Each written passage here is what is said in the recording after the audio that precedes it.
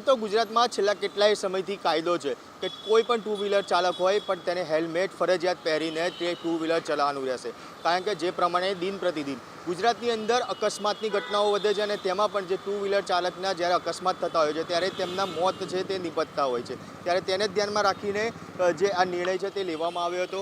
ગઈકાલે પણ હાઈકોર્ટ દ્વારા જે કડક શબ્દોમાં તાકીદ છે તે કરવામાં આવ્યું છે અને કહેવામાં આવ્યું છે કે હેલ્મેટ જે ટુ વ્હીલર ચાલક હોય તે આગળ અને પાછળ બેસનાર બંને લોકોને પહેરવાનું ફરજિયાત કરવાનું રહેશે અને આનો કડક અમલીકરણ છે તે કરવાનું રહેશે. ત્યારે અહીંયા વાહન ચાલકો છે તેમની જોડે આપણે વાત કરીશું કે તેમનું આ બાબતે શું કહેવું છે. ગઈકાલે હાઈકોર્ટ દ્વારા હેલ્મેટ ટુ વ્હીલર ચાલકને ફરજિયાત પહેરવાનું કહેવામાં આવ્યું છે આગળ અને પાછળ બેસનાર બંને લોકોને. આ નિર્ણયને કઈ રીતે જોવો? સારો માટે સેફ્ટી માટે પબ્લિક માટે છે અને હેલ્મેટ પહેરવી આપણા સેફ્ટી માટે છે. સરકાર નિયમ કરે નિયમ સારા માટે કરે છે.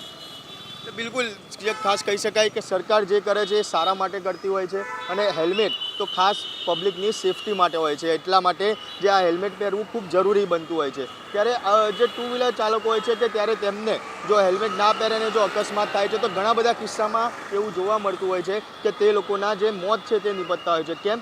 કારણ કે જ્યારે ટુ વ્હીલર ચાલકનું અકસ્માત થતું હોય છે અથવા તો ક્યાંક સ્લીપ થઈને પડી જાય અને તેને માથામાં ઈજા છે તે પહોંચતી હોય છે અને જેના કારણે અનેક કિસ્સાઓમાં તેમનું મોત છે જે થતું હોય છે. અને એટલા માટે થઈને જ જે હેલ્મેટનો જે નિયમ છે તે ફરજિયાત કરવામાં આવ્યો છે અને તેનું કડક અમલીકરણ છે તે કરવાનું છે તે કહેવામાં આવ્યું છે.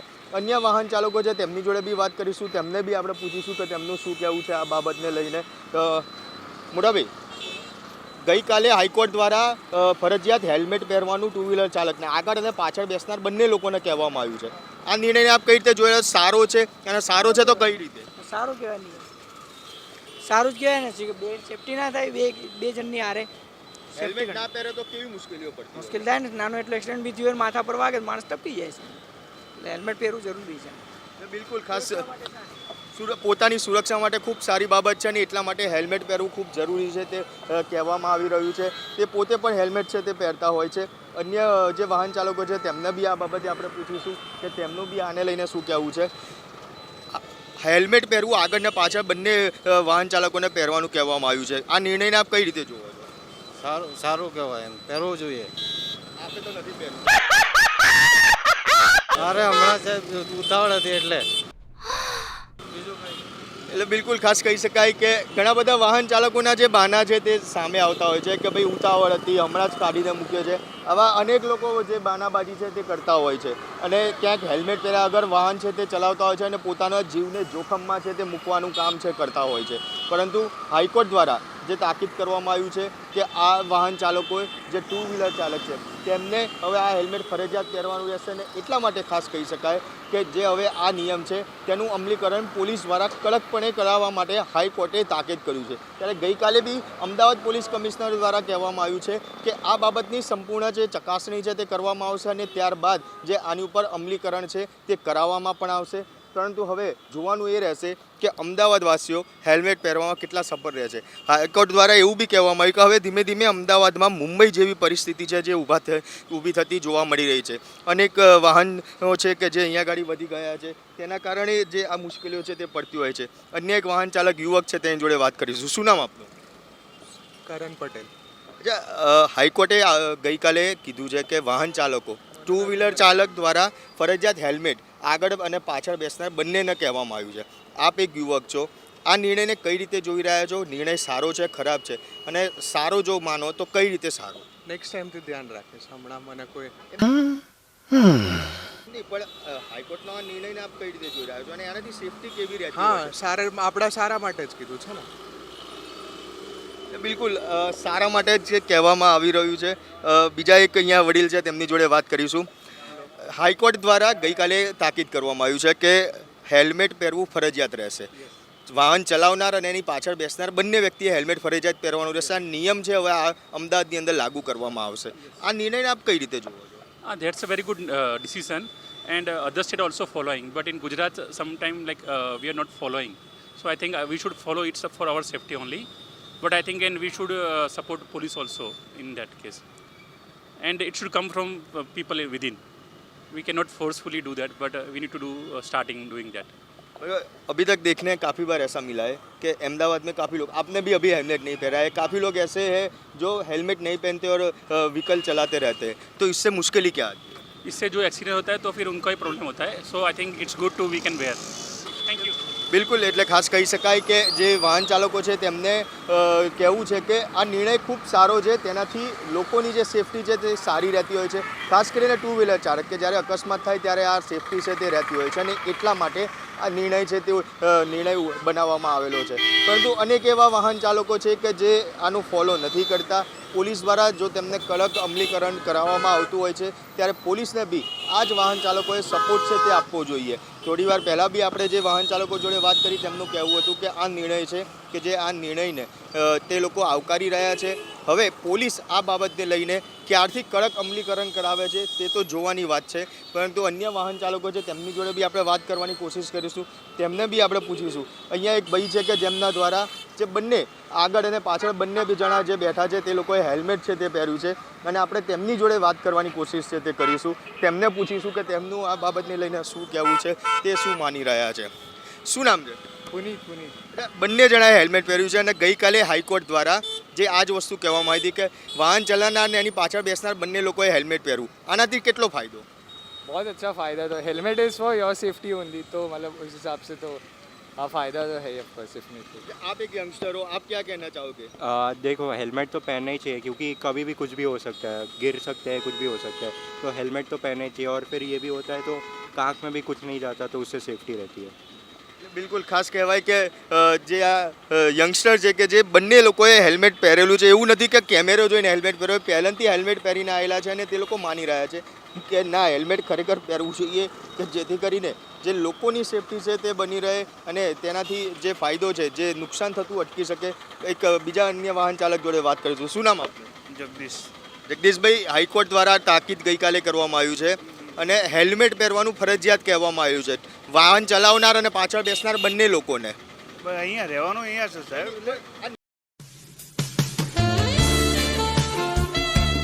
નિર્ણયને તમે કઈ રીતે માનો છો? નિર્ણયને પાલવી જે છે. બને તો અકસ્માત ના થઈ શકે. સાચી વાત છે, એનું નિયમનું પાલન કર્યું, પણ અહીંયા તો એટલે અર્જન્ટ નીકળવાનું હતું ત્યારે જ નથી પહેર્યું, ન તો પહેરીએ છીએ ડેલી. અર્જન્ટ નીકળવાનું થયું એટલે હેલ્મેટ નથી પહેર્યું, બાકી પહેરતા હોય છે. એટલે આવા અનેક વાહન ચાલકો છે કે જેમની બાનાબાજી છે જે સાંભળવા મળતી હોય છે. અનેક એવા જે ટુ વ્હીલર ચાલકો છે કે જે આ રીતે બાનાબાજી આપતા હોય છે કે થોડી વાર પહેલાં જ મેં હેલ્મેટ કાઢ્યું, અહીં નજીક રહું છું એટલે હેલ્મેટ પહેર્યા આગળ નીકળી ગયો હતો, મારા ઉતાવળ હતી એટલે હેલ્મેટ પહેર્યા આગળ નીકળી ગયો હતો.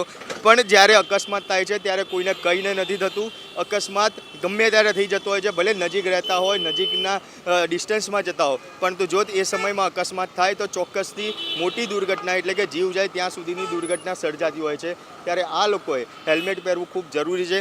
હાઈકોર્ટ દ્વારા બી આ આદેશ છે તે કરવામાં આવ્યો છે. હવે ત્યારે હાઈકોર્ટનો આદેશ જે અમદાવાદવાસીઓ કેટલા સમયમાં માને છે તે તો હવે આવનારો સમય જ બતાવશે. પરંતુ જે પોલીસ કમિશનરનું પણ જે પ્રમાણે નિવેદન સામે આવ્યું હતું ત્યારે તે નિવેદનને લઈને જે તમામ લોકોને આપણે જે અહીંના વાહન ચાલકો છે તે લોકોના અભિપ્રાય લેવાનો જે પ્રયત્ન કરી રહ્યા છે તે લોકોને બી આપણે પૂછીશું કે તેમનું શું કહેવું છે.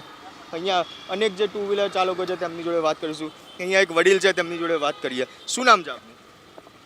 गुजराती नहीं समझ. क्या नाम है आपका? नितेश शर्मा. अच्छा, हितेश जी, हाईकोर्ट ने कल बोला है कि अब अहमदाबाद में मुंबई जैसी स्थिति होने आई है.